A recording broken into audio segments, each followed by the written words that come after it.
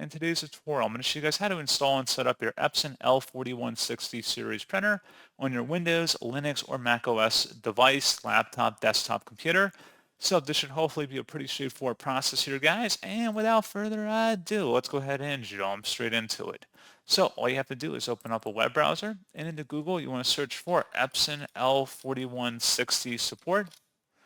Best result, you come back with an Epson support page. This is Epson L4160. Go ahead and open that up.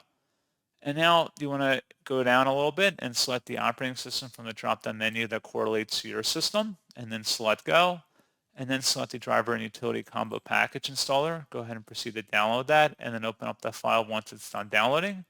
Should be a signed verified publisher from Epson. Select Yes. And then you want to proceed with the on-screen steps, and this installer ship everything you need to use your Epson L4160 printer.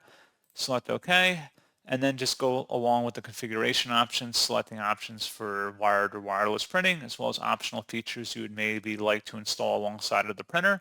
And that's pretty much it. So as always, thank you guys for watching this brief tutorial. I do hope that I was able to help you out, and I do look forward to catching you all in the next tutorial. Goodbye.